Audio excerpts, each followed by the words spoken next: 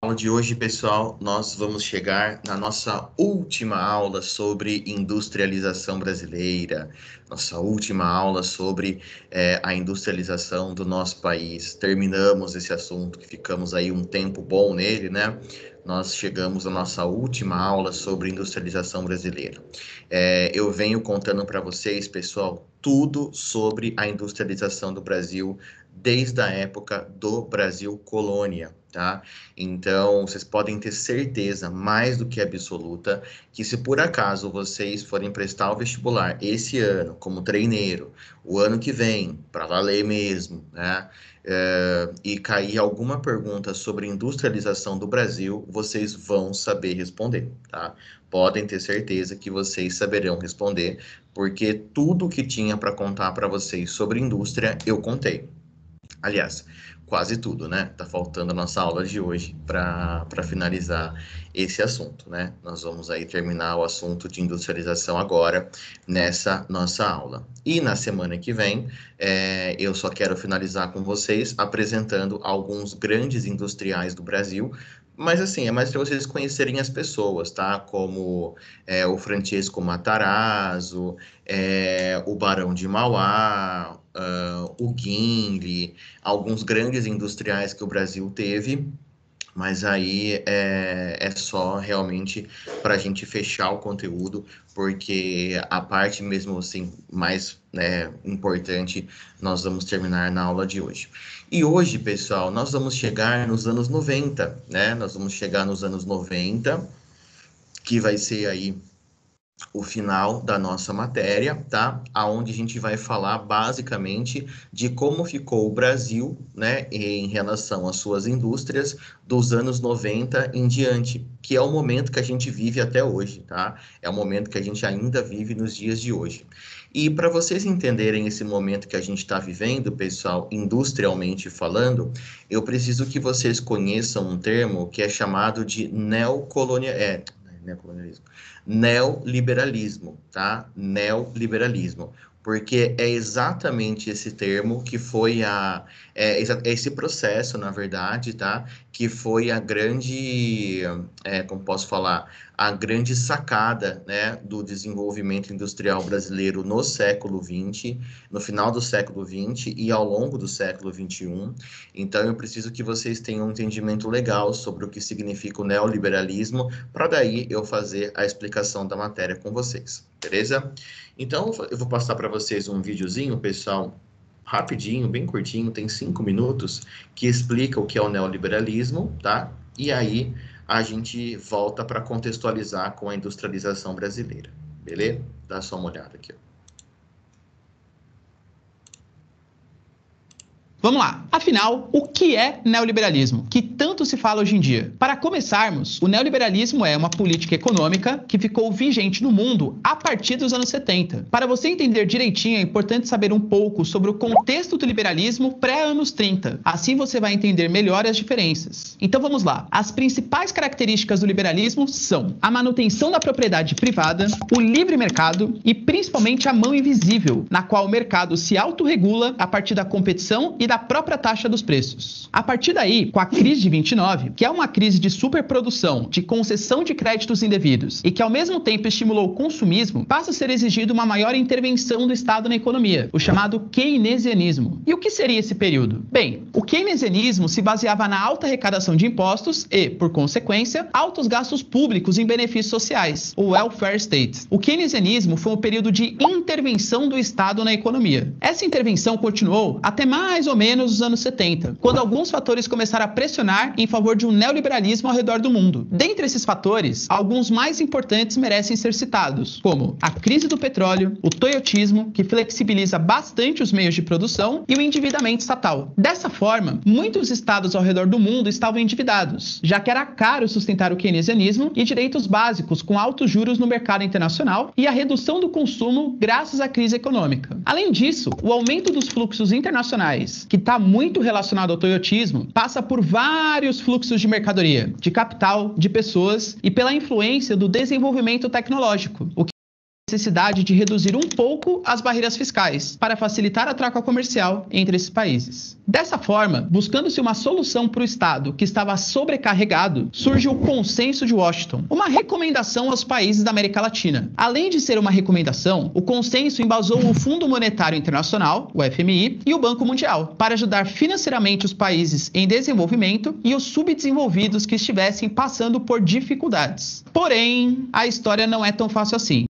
A ajuda financeira tinha uma condição: os países precisavam adotar as medidas do Consenso de Washington, que eram a reorientação dos gastos públicos, para que desse modo os setores de forte retorno econômico fossem priorizados, ao contrário dos gastos sociais. E tinham também as privatizações de empresas públicas, a eliminação de barreiras fiscais, a desregulamentação do mercado e a proteção da propriedade privada. Então, a partir de todo esse contexto político que acabamos de explicar, e para entender as características do neoliberalismo de forma clara, vamos à sua definição. O Estado deve garantir os direitos básicos da população. Dessa forma, tendo alguma atuação, deve mediar as relações de modo a garantir à sua população serviços básicos públicos em setores estratégicos como transporte, educação e saúde. No mundo empresarial, ficam mais constantes as privatizações de empresas estatais, a desregulamentação, o Estado mínimo, a continuação do livre mercado, que acaba por aumentar a competitividade empresarial, dificultando o crescimento de pequenas e médias empresas e formando também os oligopólios ao redor do mundo, já que com a competição, a aglutinação de empresas surge. Assim também temos como consequência disso a expansão da atuação das transnacionais, alinhado com as medidas toyotistas e flexíveis, num contexto trabalhista no qual o indivíduo se torna empreendedor dele mesmo. Além das suas principais características, que acabamos de citar, também é importante falarmos das suas principais críticas, que são o aumento da desigualdade social, a precariedade trabalhista, a redução da soberania nacional e, ao mesmo tempo que as grandes corporações multinacionais passam a ter maior influência nas decisões do próprio Estado. Além disso, o neoliberalismo freia o desenvolvimento econômico dos países mais pobres, que, dentro da divisão internacional do trabalho, ficam caracterizados como exportadores de commodities, produtos de baixo valor agregado, enquanto países desenvolvidos crescem nos avanços tecnológicos, caracterizando um desenvolvimento desigual e combinado, que aumenta progressivamente a desigualdade entre as nações. O avanço da competitividade no mundo e a abertura comercial alteram as relações espaciais e sociais, permitindo identificar o aumento da capitalização de diversas dessas relações. Onde existe muita competição, muitos setores passam a ser vistos como oportunidade de mercado, de modo que a água, o ar, a terra, a qualidade de vida passam a ter valor financeiro, assim como o homem passa a ser entendido como mercadoria do ponto de vista do consumo e do emprego. Por fim, mais uma ponderação importante era a redução dos investimentos sociais, que falamos lá atrás do Consenso de Washington, sobre a priorização dos gastos que possuem retorno mais rápido, em detrimento dos gastos com despesas sociais, por exemplo. Ufa, quanta coisa! Esperamos que você não tenha só curtido como entendido. Agora, não se esqueça de baixar o mapa mental em alta qualidade aqui na descrição para você continuar estudando. Aproveita mais um pouquinho e assine o Descomplico com aquele precinho bacana.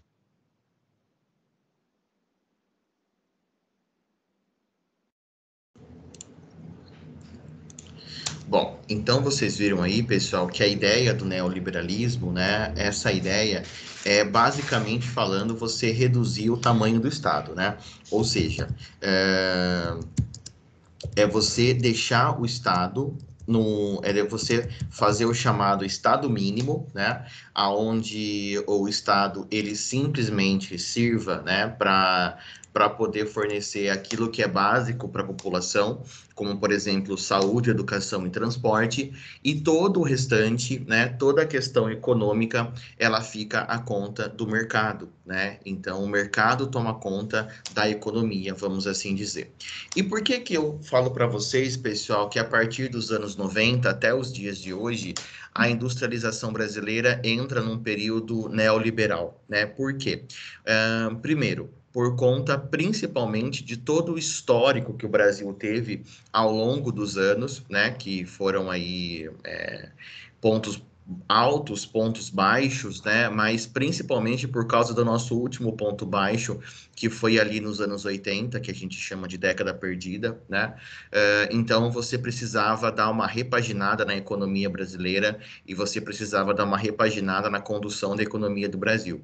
Depois de passar pela década perdida nos anos 80, né? Que o Brasil viveu ali, talvez uma das suas piores crises econômicas.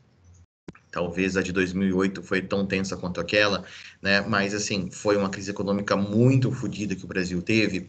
A partir dos anos 90, com a implementação do Plano Real no governo de Itamar Franco, em 93 para 94, e depois assumindo a presidência o Fernando Henrique Cardoso, o Brasil começa a tomar um rumo do neoliberalismo, mais, né, com mais ênfase.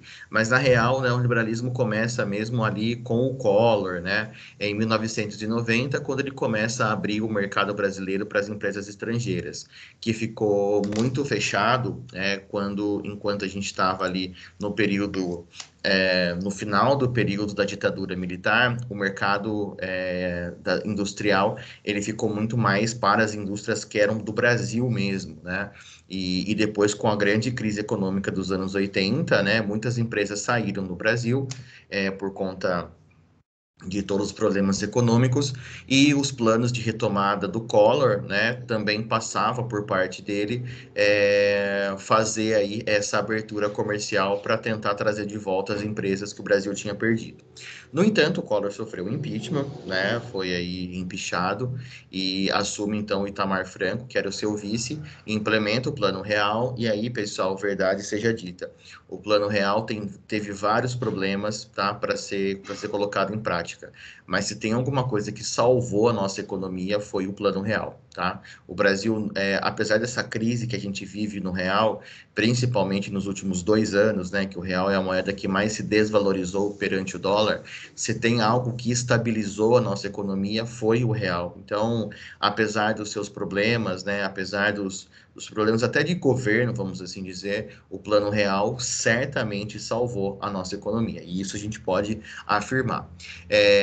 E aí, pessoal, vem então a questão que é a seguinte: por que que o Brasil entrou nessa onda neoliberalista, né? Por que que a gente pode falar que a industrialização brasileira entrou nesse período neoliberal, né? Por que que a gente fala isso?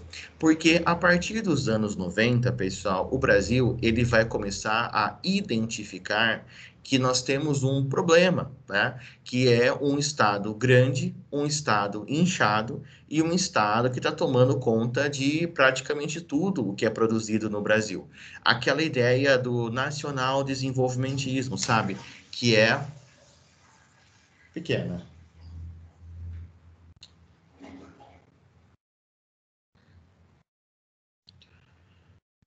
Aquela ideia do nacional desenvolvimentismo, né? Que é o quê? Que é o fato de você ter aí, a partir do Estado, toda essa geração, né? Tudo aquilo que depende da regulação, né? Na produção, isso acaba vindo do Estado.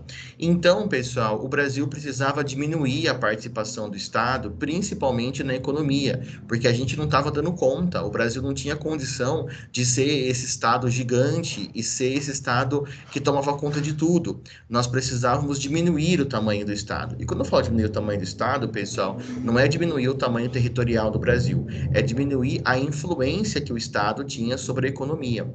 É deixar que a economia ficasse mais livre, para que ela se autorregulasse sozinha, né? E aí, então, o Brasil começa a passar por algumas transformações neoliberais, tá? Principalmente para diminuir o tamanho do Estado, conforme eu estou falando para vocês. Quem realmente começou com as transformações neoliberais, pessoal, foi o FHC, o Fernando Henrique Cardoso. Depois, o Lula continuou com essas reformas neoliberais, tá? A Dilma também pegou um pouco disso, mas no segundo governo dela, ela já voltou a fazer uma intervenção do Estado muito grande, tá? E aí veio o processo de impeachment. O Temer tinha políticas neoliberais, tá? E a gente pode dizer que do governo atual, a gente tem o ministro da Fazenda, que é o Paulo Guedes, um neoliberal assumido, né? Então, o Brasil meio que ficou nessa onda neoliberal a partir dos anos 90, que é o que a gente está vivendo até os dias de hoje. Mas beleza, e na prática? O que aconteceu na prática? Na prática, pessoal, os governos, né, que começaram a entrar no poder a partir do FHC, eles começaram a tentar diminuir o tamanho do Estado para que o Estado pudesse cuidar de itens mais básicos e deixar que a economia fosse gerida pela própria economia em si, né? Que seria, né, o sistema gerir o próprio sistema. Então, começa a partir dos anos 90, pessoal, uma onda de privatizações, tá? O que que é uma privatização? A privatização é quando você pega uma empresa pública, tá? Um bem público, e você procura algum interessado para comprar esse bem público, tá? Seja uma empresa que seja assim particular, né? Ou um grupo de empresários, alguma pessoa interessada. Então você vende aquilo que é do Estado, entendeu? Você vende aquilo que é do Estado, você privatiza, você passa para uma empresa privada aquilo que pertencia ao Estado. Qual que era a ideia, né, que começou com o FHC, nessa ideia neoliberal de privatizações? É você diminuir o tamanho do Estado, é fazer com que o Estado tenha menos presença, é deixar com que a economia regule a economia, o próprio mercado regule a economia. Então, a partir do FHC, pessoal, muitas empresas brasileiras começam a ser vendidas. Empresas que eram estatais, que pertenciam ao Brasil, tá? Por exemplo, a Vale do Rio Doce. A Vale do Rio Doce era uma empresa de mineração que pertencia ao Brasil. Aí, a Vale do Rio Doce foi vendida para um grupo estrangeiro e virou apenas Vale. Hoje, a Vale é uma das maiores mineradoras do mundo, só que ela é uma empresa privada. Não tem nada a ver com uma empresa estatal. A CSN, né, a Companhia Siderúrgica Nacional, que foi uma grande estatal na época do Vargas. Ela foi privatizada. Sendo privatizada, hoje ela pertence a um grupo de empresários e é uma empresa privada. Esses exemplos da CSN e da Vale são exemplos muito marcantes. Mas a gente tem também, pessoal, privatizações que ficaram dentro de estados, como o estado de São Paulo. Vocês não vão lembrar, mas aqui em São Paulo, a companhia que tomava conta da telefonia chamava-se Telesp. Eu acho que vocês não vão lembrar. A Telesp, ela tomava conta de toda a telefonia do estado de São Paulo. Telesp é a telefonia de São Paulo. E aí, a Telesp, era uma empresa estatal que pertencia ao estado de São Paulo e ela foi privatizada. Aí veio a Telefônica. Talvez vocês já se lembrem dessa parte da Telefônica, que depois virou Vivo, né? Que é o que está aí até os dias de hoje. Na questão dos transportes, por exemplo, aqui em São Paulo, a gente tinha a FEPASA, tá? Que era a companhia de trem do estado de São Paulo que tomava conta das nossas ferrovias. Hoje, a FEPASA ela foi privatizada e ela chama ALL, que é a América Latina Logística. Então, várias empresas, pessoal, em Minas, por exemplo, a gente tinha a Telemig, que era a telefonia mineira, que depois virou Oi. Várias empresas que pertenciam ao governo, aos governos, sejam governos federais ou estaduais, várias empresas começaram a ser privatizadas. Qual que era o intuito, novamente, né? Era fazer com que o Estado ficasse menor, era fazer com que o Estado tivesse menos gastos, com que o Estado tivesse menos intervenções. E a partir disso, o próprio mercado ia reger a economia, né? Então, isso é uma política neoliberal. Aí, pessoal, isso tem pontos positivos, né? Como, por exemplo, o Estado ele vai acabar tendo mais dinheiro para investir em outros setores que, de fato, são muito importantes e merecem uma atenção do Estado. Só que isso também tem um ponto muito negativo, porque as privatizações podem não ser tão boas assim, e você acaba entregando importantes indústrias do país na mão de empresas estrangeiras, na mão de empresários estrangeiros. Acho que melhor exemplo é a Vale do Rio Doce. A Vale do Rio Doce, pessoal, era a maior empresa de mineração que tinha no Brasil, era uma empresa estatal, pertencia ao governo federal.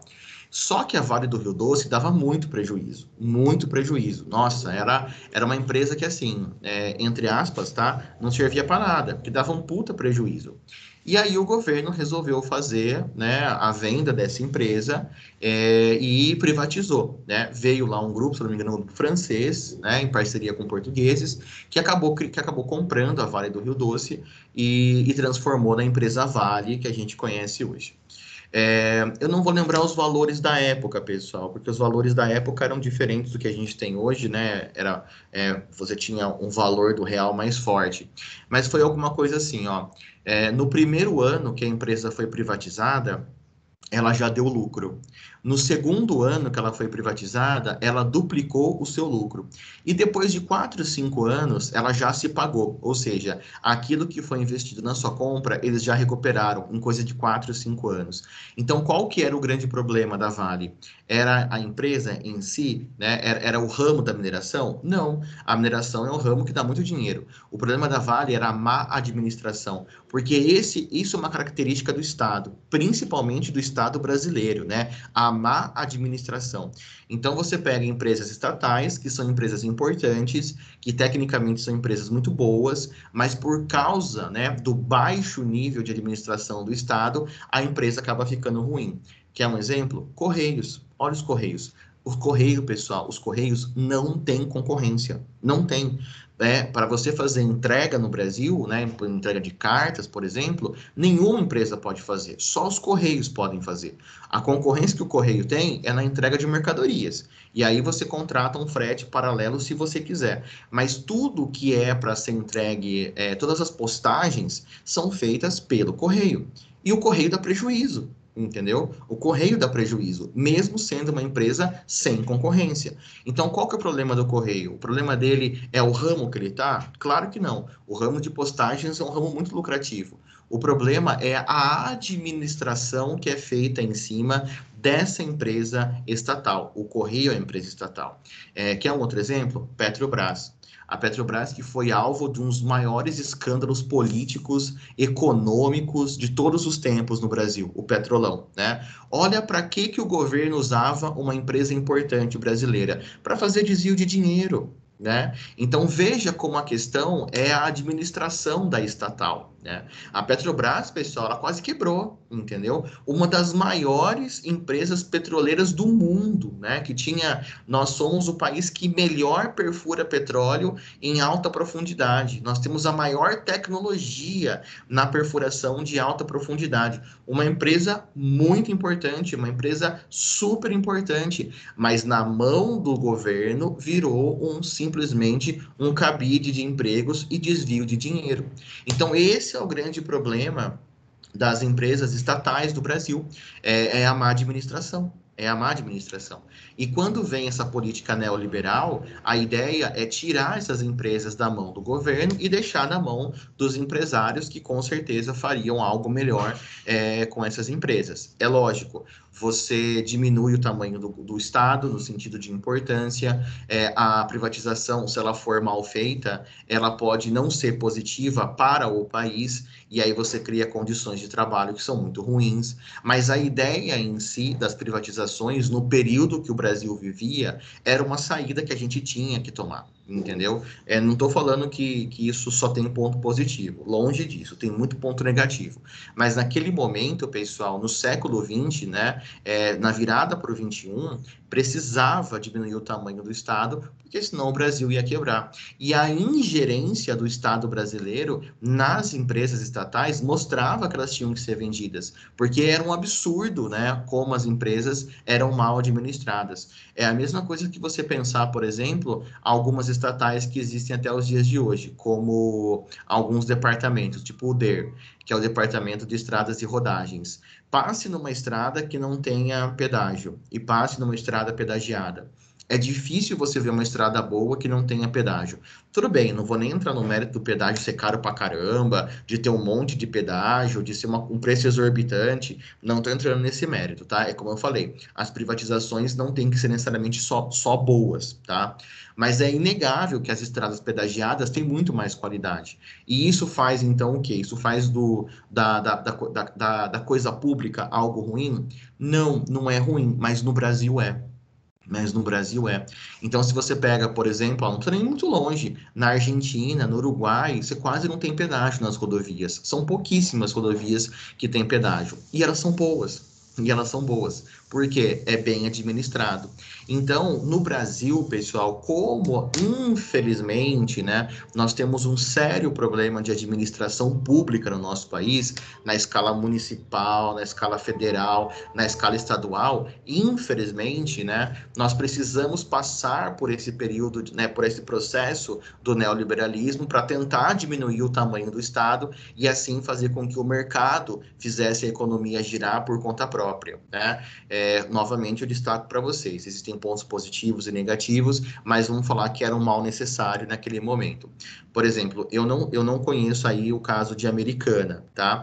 Mas eu vou dar o exemplo do caso de Limeira e do caso de Piracicaba. Em Limeira, a empresa que tomava conta da distribuição da água na cidade era o SAI, tá? Que era o nome da empresa. Uma empresa municipal, tá? Então, o município era a dona dela. Depois, essa empresa foi privatizada, virou Águas de Limeira e hoje chama BRK. Durante um período, enquanto foi chamado Águas de Limeira, que era uma empresa que tomava conta da questão da água, da distribuição da água, tratamento da água aqui em Limeira, era uma maravilha. A água de Limeira era uma das melhores do Brasil. Você podia tomar água da torneira, que não tinha problema nenhum. De tamanho era a qualidade do serviço prestado. Aí essa empresa prestou serviço durante muito tempo e depois veio uma outra empresa com uma oferta melhor para o município e começou a administrar a água do município, que é a BRK. Falta água, a água tem cheiro, a água tem gosto, é de má qualidade. Então, a privatização, é privatizado, igual era com a Águas de Limeira. Só que uma era uma empresa muito boa e muito séria. E essa empresa, ela simplesmente, né, está fazendo uma péssima administração com o sistema de água da cidade. Mas talvez tenha algum interesse por trás dessa empresa estar aqui.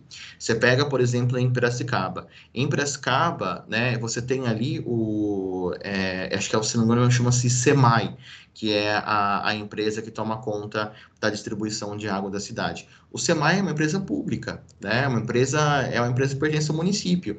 E Piracicaba, pelo terceiro ano consecutivo, é considerada a cidade que tem o melhor tratamento, a melhor gestão de águas do Brasil, né?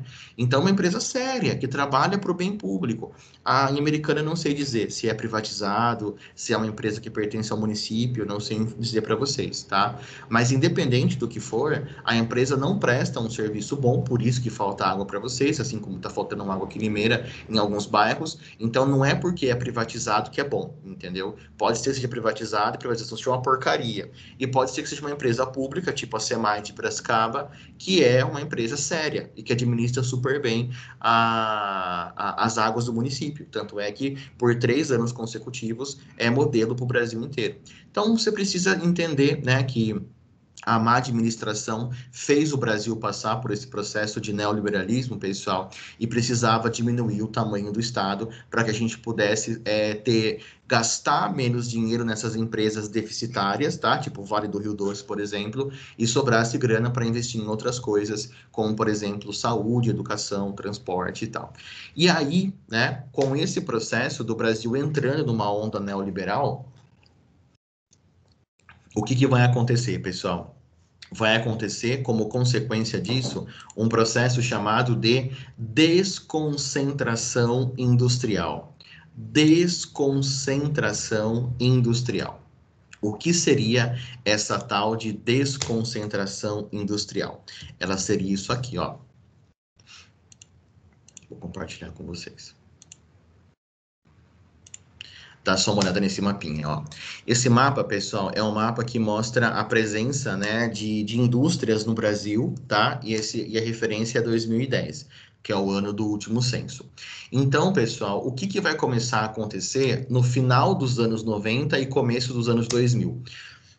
Nesse processo de neoliberalismo, a partir do ponto, né, que o Estado fica menor, né, o que nós vamos começar a ver no Brasil? Uma desconcentração industrial. O que significa isso? as indústrias vão sair desse eixo sudeste, desse eixo São Paulo, e vão começar a se dirigir para outros lugares do Brasil, atrás, pessoal, de incentivos, porque agora os estados estão mais livres para oferecerem incentivos e atrair essas indústrias. Então, por exemplo, né, por que as indústrias começaram a sair do estado de São Paulo, da região sudeste, na virada dos anos 90 para os anos 2000? Porque com as políticas neoliberais que estavam sendo colocadas em prática no Brasil, com o estado ficando menor, né, você deixou, né, a economia mais livre, você deixou a economia mais aberta. Então, de repente, uma empresa olhava para o estado de São Paulo e ela falava assim, ó, caramba, aqui o salário é muito alto, o terreno custa muito caro e eu tenho que pagar vários impostos para São Paulo, para o município, por exemplo. Aí ele olhava para a Bahia e via terrenos super baratos, ele via uma mão de obra muito barata e ele via muito menos impostos para serem pagos. Política neoliberal, tá? No neoliberalismo você reduz o tamanho do Estado, você reduz os impostos e tal. Então, o que começou a acontecer, pessoal, na virada dos anos 90 para os anos 2000?